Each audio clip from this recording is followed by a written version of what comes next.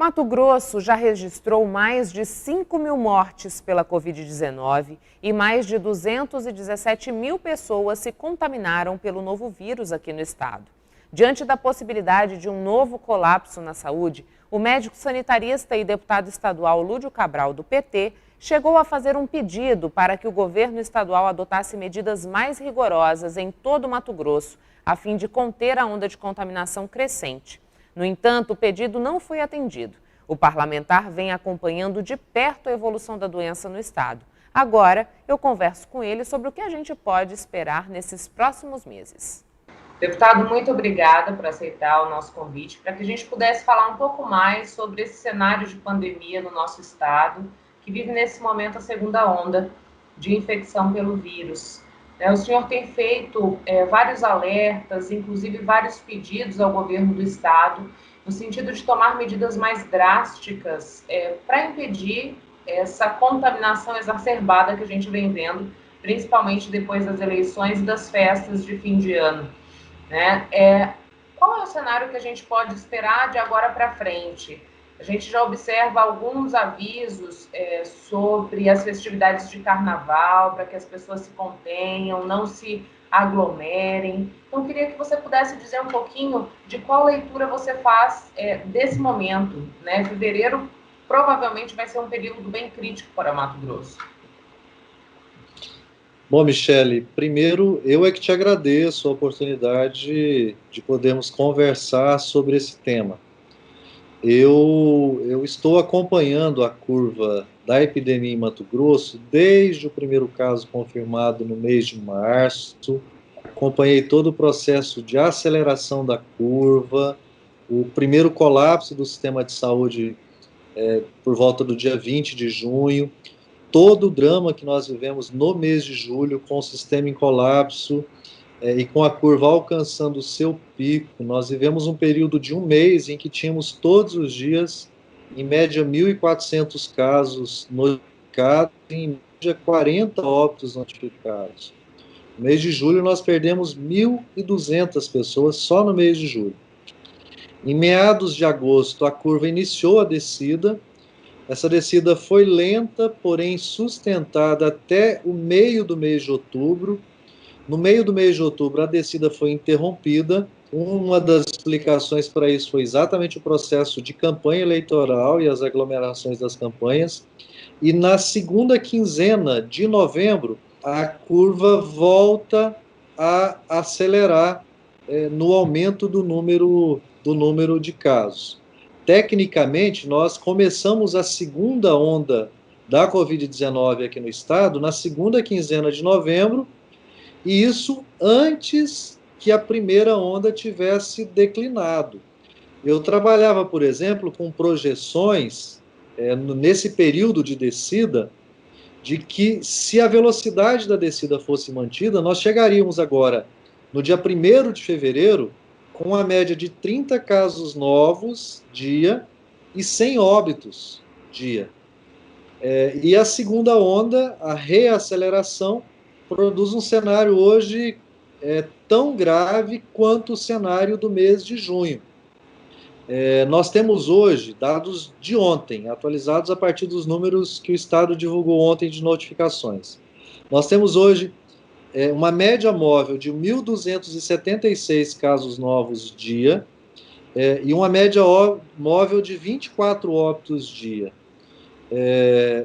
E com o cenário de ocupação dos leitos de UTI na casa de 70%, já isso se mantendo já praticamente 2 semanas, é uma taxa de ocupação quase o limite para acender a luz vermelha de vez.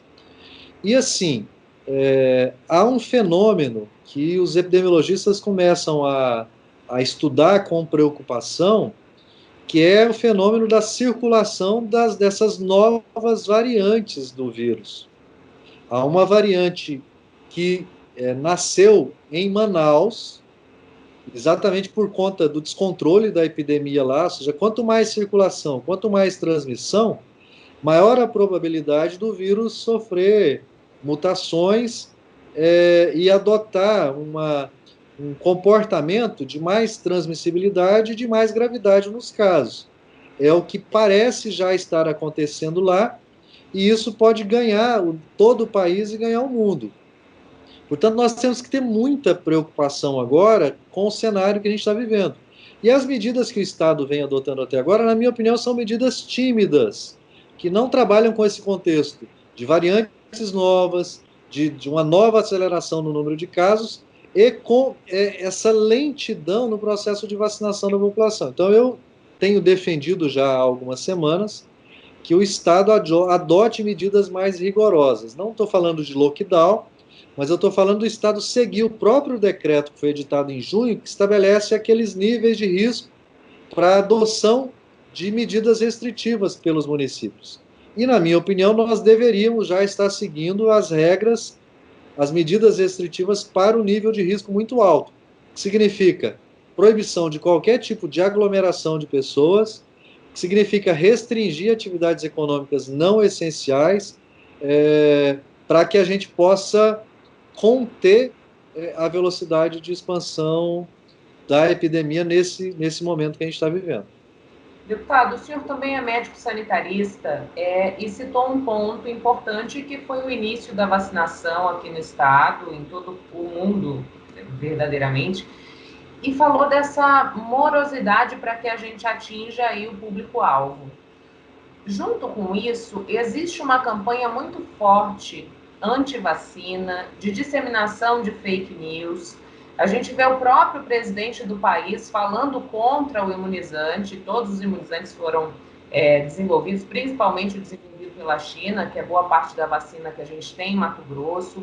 Isso contribui para essa demora em atingir as pessoas que devem receber a vacina nesse momento?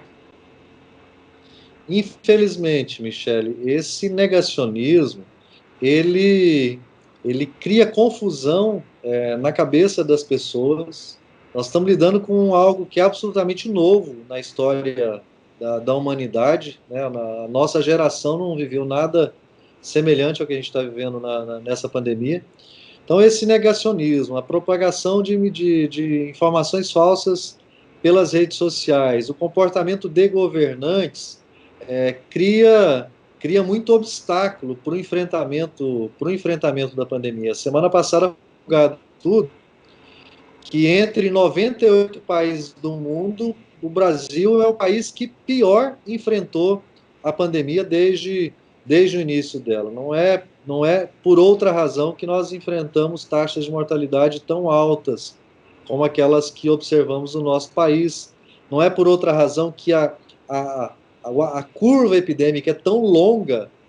Outros países conseguiram conter a primeira onda no intervalo de 3, 4 meses. Nós vivemos todo o ano de 2020 com a primeira onda, e a segunda onda veio sobre a primeira onda, antes que tivéssemos interrompido a primeira. Então isso é muito ruim. O Brasil tem uma tradição no mundo. O Brasil sempre foi reconhecido como o país que tem o melhor programa nacional de imunizações do mundo. O Brasil, em 2009, na epidemia da HN1, vacinou 80 milhões de pessoas em 3 meses. É o único país do mundo que conseguia vacinar 10 milhões de crianças num único dia, graças ao aprendizado e ao conhecimento e à experiência que o Brasil acumulou em campanhas de vacinação ao longo da história. E isso foi abandonado durante a pandemia. E hoje, assim, a gente está vendo isso na lentidão como a vacinação está acontecendo. Aqui no Mato Grosso, nós vacinamos 2 profissionais de saúde. Já temos mais de 2 semanas vacinas à disposição. Nós não conseguimos vacinar ainda nem 1/3 dos profissionais de saúde do grupo de risco. Imagina se nós tivéssemos já vacina disponível para vacinar todos os grupos de risco, a dificuldade que nós não estaríamos vivendo. Então é um agravante, sim, infelizmente. E, deputado, o que a gente pode dizer nesse momento, quais são as implicações da não vacinação? Né? Eu acho que a ideia da gente ter essa conversa é justamente trazer uma elucidação para quem nos assiste sobre a segurança da vacina, sobre as implicações da não vacinação. As pessoas estão muito preocupadas com a questão econômica, por exemplo, né? E todos os economistas, todas as pessoas que entendem de economia dizem e reforçam que a vacinação em massa é que vai fazer a gente conseguir retomar o emprego. Então, que a gente possa falar um pouco sobre isso também, né? Michele, assim, um outro mal do negacionismo foi exatamente produzir essa dicotomia entre saúde e economia, como se as medidas de saúde fizessem mal para a economia. E no caso da vacina, é a maior demonstração de que a medida de saúde contribui para o fortalecimento da economia. Está muito claro para o mundo todo que nós só voltaremos a uma suposta normalidade depois que nós tivermos a população, toda a população do planeta vacinada, uma cobertura vacinal de pelo menos 70% da nossa população. Só quando isso acontecer, a pandemia estará sob controle e nós poderemos retomar a vida como estávamos acostumados antes. Encontrar as pessoas, abraçar, cumprimentar, conviver em ambientes fechados. É lógico que haverá um aprendizado a ser acumulado até lá. E a vacina, a ferramenta mais importante para isso. Nós não temos outro caminho a não ser a vacinação em massa da população. A vacina é segura. Olha, no Brasil tem 1.000 pessoas em média morrendo todos os dias. Nós já tivemos 2 milhões de pessoas, com toda a lentidão, nós tivemos 2 milhões de pessoas vacinadas com a vacina da Covid-19. Nenhuma notícia de alguma reação adversa grave no Brasil.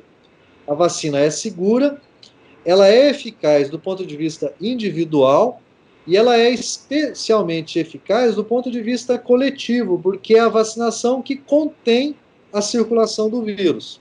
Se a gente considerar a vacina do Butantan, a Coronavac, que é que trouxe a maior polêmica dos negacionistas, 50% de quem se vacinar não tem risco nenhum sequer de se infectar. Dos outros 50%, aqueles que vierem a se infectar, 100% vão desenvolver formas leves, na maioria das vezes sem sintoma nenhum.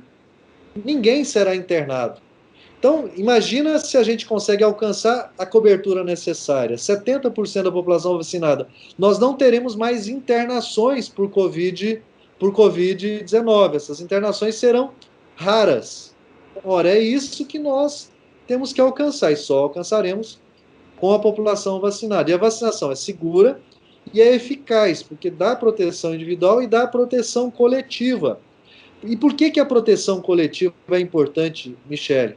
Exatamente para a gente não deixar o vírus se acostumar, no sentido de, na medida em que ele vai se transmitindo, o processo de seleção natural, ele é um vírus de RNA, então sofre mutação com muita facilidade, de nós desenvolvemos essas variantes genéticas novas sobre as quais a vacina podem ter uma eficácia menor. Então, quanto mais rápido vacinarmos, melhor a contenção da progressão da pandemia e menor o risco de variantes novas desse coronavírus. Deputado, na sua análise, qual é a grande lição da pandemia para a saúde em Mato Grosso? A gente viu uma movimentação do governo do estado abrindo novos leitos de UTI, organizando unidades de saúde para receber essas pessoas que estavam em estado grave. Qual que é a grande lição que fica? É possível fazer mais pela saúde? A gente pode priorizar mais esse setor do que vinha sendo priorizado antes desse momento? A grande lição que fica, Michele, é que nós precisamos definitivamente fortalecer o Sistema Único de Saúde, o Sistema Público de Saúde no nosso país. Vamos trabalhar com o exemplo de Mato Grosso, que, na minha opinião, no início da pandemia, menosprezou o alcance dela aqui no Estado. O Estado se planejou de forma insuficiente para fazer o enfrentamento. Só depois do colapso, já no final de julho, início de agosto, é que a expansão na oferta de leitos de UTI aconteceu de fato para dar conta da cobertura de toda a pandemia. Mas nós ainda temos uma mortalidade alta nas UTIs, nós ainda temos poucos profissionais com especialização nas áreas que são essenciais para o enfrentamento de um quadro dramático como esse. Mas se não fosse o SUS, Olha, a rede privada, qual foi a expansão que a rede privada fez para oferecer leitos de UTI? Muito pequena. Se não fosse a capacidade do Estado brasileiro, se não fosse a capacidade do poder público, dos recursos públicos, de investimento em estrutura para que a saúde pública funcionasse, nós teríamos um drama muito maior do que o drama que nós estamos vivendo. Então, essa é a principal lição. A partir de agora, nós temos que caminhar para o fortalecimento verdadeiro do SUS e de forma perene, de forma permanente. A Inglaterra, Michele, tem um dos melhores sistemas públicos de saúde do planeta. E eles entenderam que era importante construir esse sistema público depois da Guerra Mundial. A Segunda Guerra Mundial destruiu a Inglaterra e não poupou ninguém, nem pobres, nem ricos, nem trabalhadores, nem empresários, e ali a Inglaterra tomou a decisão de construir um sistema público e universal de saúde. O que estamos vivendo na pandemia agora tem que ter o mesmo efeito que a Segunda Guerra Mundial teve para a Inglaterra, só que agora numa escala planetária. Nós teremos que fortalecer os sistemas públicos de saúde e lidar com as muitas contradições que existem. A Organização Mundial de Saúde hoje tem uma dificuldade enorme de conseguir organizar a oferta de vacina para toda a população do mundo de forma justa, porque os países que estão conseguindo vacinar mais rapidamente a sua população são exatamente os países mais ricos. Então, é essa a lição: fortalecer sistema público de saúde. Com recurso, com investimento, com alocação de recursos no orçamento. Nós temos que quebrar, por exemplo, essas regras de teto de gasto por emenda constitucional que congela recursos na saúde e impede investimentos progressivos. O teto do gasto foi aprovado no Brasil em 2017. E nós dizíamos exatamente o seguinte: olha, não dá para estabelecer um critério para avanço no volume de recursos disponíveis para a saúde baseado em um índice inflacionário. Porque o que determina investimento na saúde é o perfil demográfico, epidemiológico, é o padrão de saúde e doença na população, e a pandemia veio em 2020 para nos dizer exatamente isso. Não é inflação o parâmetro para você avançar nos recursos disponíveis no orçamento da saúde. E a pandemia mostrou que a gente tem que investir decisivamente na saúde pública. Para a gente encerrar, deputado, a gente está falando do que o poder público pode fazer em relação ao Sistema Único de Saúde e, principalmente, o que pode ser feito em relação à pandemia para a gente frear essa contaminação, para a gente conseguir atingir as pessoas com vacinação. Mas agora, o que cada pessoa é responsável por fazer nesse momento? Né? Porque a gente sabe que, embora a vacina esteja disponível, os cuidados ainda precisam ser mantidos. Os cuidados ainda precisam ser mantidos. Nós vamos levar, talvez, todo o ano de 2021 para vacinar os grupos de risco, os grupos prioritários. Então, todos nós temos que manter os cuidados individuais. Que cuidados individuais são esses? Primeiro, a regra básica de higiene. Lavar as mãos com água e sabão sempre que for possível. Evitar levar a mão ao rosto, ao olho, para coçar o nariz, sempre que possível. É difícil fazer isso? Então vamos lavar a mão com água e sabão o tempo todo. Álcool em gel próximo da gente, onde for possível. Se for possível andar com álcool em gel para fazer a higiene das mãos. Usar máscara. Nós temos que adotar como regra, como rotina nossa, e prosseguir nisso. A utilização das máscaras individuais. Distanciamento físico. Chegou no ambiente que tem mais pessoas, manter a distância de 1,5 metro, se possível 2 metros de distância, não conversar colado uma pessoa na outra. Está num ambiente que tem fila, mantenha a distância na fila. Vai no mercado, fica o menor tempo possível e evita aglomeração. Ambientes de trabalho, procurar ventilá-los da melhor forma possível para que haja troca de ar com o ambiente externo, porque são os ambientes fechados onde há a maior taxa de transmissão desse novo coronavírus. Então são esses os cuidados que nós temos que fazer e evitar aglomeração, Michele. Eu não vejo sentido, por exemplo, em as pessoas irem para bares, para shows, para boate, sabe? Não é hora ainda de nós fazermos isso. Nós temos que fazer isso quando a gente vencer de vez a pandemia, quando nós vamos comemorar a vitória definitiva nossa contra a pandemia, e não agora, no momento tão complicado que a gente está vivendo. Não saia daí, eu volto em um instante com mais conteúdo para você.